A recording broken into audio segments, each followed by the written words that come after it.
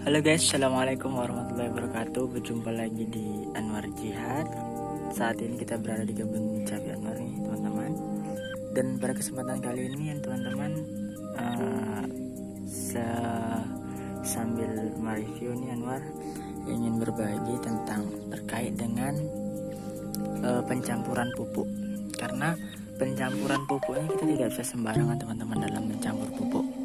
Karena setiap pupuk, khususnya pupuk kimia ya, ini tidak membahas tentang pupuk kompos ataupun pupuk yang organik lainnya. Anwar membahas tentang pupuk kimia.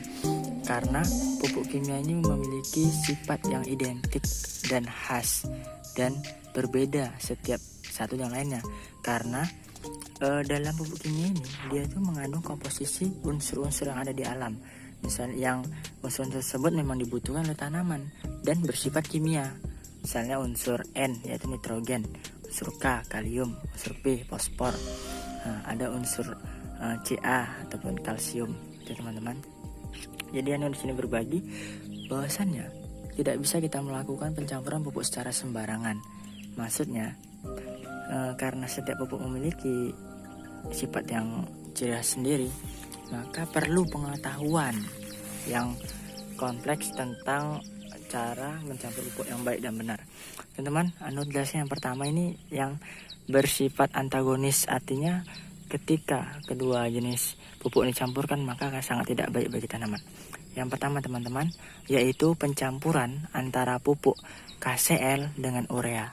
Nah, ini adalah kedua pupuk ini saling antagonis, di mana unsur KCl itu dia itu kandungannya kan K2O5 kalium, sedangkan urea dia kandungannya adalah N nitrogen dengan 46%. Jadi saat KCl dan urea dicampurkan maka akan menyebabkan katalisasi.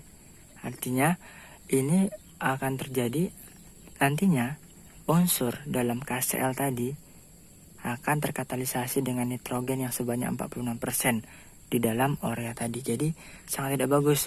Nantinya bahkan akan berdampak buruk bagi tanaman. Bisa jadi nanti tanaman kita akan menjadi kuning dan juga menyebabkan bisa juga keriting teman-teman. Karena tidak sesuai yang tadi, kimianya tadi tidak saling berikatan antara KCl dan urea. Nanti teman-teman. Yang pertama yang perlu ketahui. Yang kedua ini Anwar bahas tentang pupuk yang udah familiar aja ya. Yang kedua adalah pencampuran TSP dengan urea juga. Ini sangat tidak Anwar anjurkan karena dalam urea jelas dia N, sedangkan TSP kandungannya itu adalah P, unsur P yaitu adalah fosfat teman-teman. Jadi itu teman-teman ketika dicampurkan, di mana unsur urea ini bersifat asam, yaitu nitrogen yang asam, sedangkan TSP kandungannya tadi dia fosfat yaitu akan bersifat basa. Ketika asam campur basa, maka tergantung konsentrasi mana yang lebih kuat yang akan menang nantinya dan menghasilkan larutan basa ataupun asam. Jadi ketika kita campurkan keduanya, ada salah satu nanti dari keduanya yang akan kalah dan menyebabkan nanti akan sia-sia pemupukan kita. Kalau lebih banyak TSP ya nanti TSP yang akan lebih menang, dan kalau urea yang lebih banyak ya urea nanti yang akan lebih menang. Jadi begitu teman-teman. Dan selanjutnya yang tidak boleh dicampur adalah pencampuran antara pupuk MOP teman-teman, MOP dengan CU, pupuk CU. Pupuk CU ini pupuk belerang yang mengandung belerang, misalnya zat A.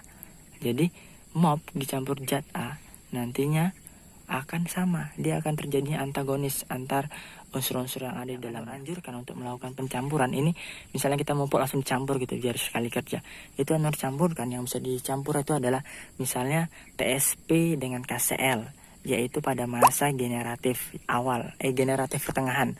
Ini tanaman Anwar masih generatif awal, sedangkan generatif pertengahan itu sekitar usia, kalau ini pohon cabai yaitu sekitar usia 50-60 hari.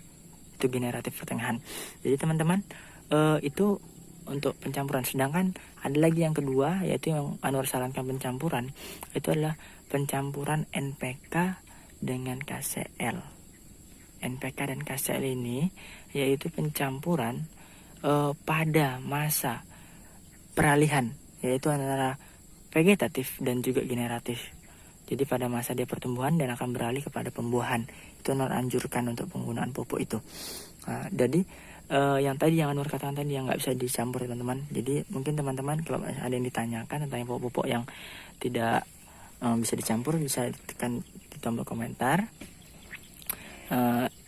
Dan jika ini bermanfaat, jangan lupa tekan tombol subscribe-nya teman-teman ya.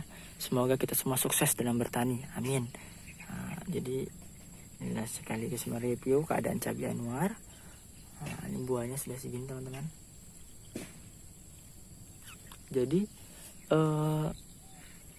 intinya dalam pencampuran sekali pemupukan itu kita harus kenali dulu unsur yang ada di dalamnya dan kegunaannya untuk apa. Jadi nantinya tidak saling bertolak belakang. Misalnya nih teman-teman, ini tanaman teman-teman masa pertumbuhan masih awal. Terus ya dengan tidak berpengetahuannya, kita yang penting mupuk gitu kan. Nanti kita pupuk dengan TSP ataupun dengan KCL. Tentunya nggak optimal teman-teman, karena masih pada masa pertumbuhan, apalagi masih kecil. Dia diperlukan, namun lebih kepada nitrogen yang diperlukan. Jadi kan harus ada pengetahuan juga di situ tentang apa pupuk yang tepat dan apa kandungannya. Mungkin kita belajar bersama, nanti di sini bisa tekan di tombol komentar pertanyaan teman-teman. Anwar akan tampung dan insya Allah nanti akan Anwar buat video untuk menjawabnya. Sekian, terima kasih teman-teman. Terus ikuti channel Anwar ini dengan tekan tombol subscribe-nya. Assalamualaikum warahmatullahi wabarakatuh.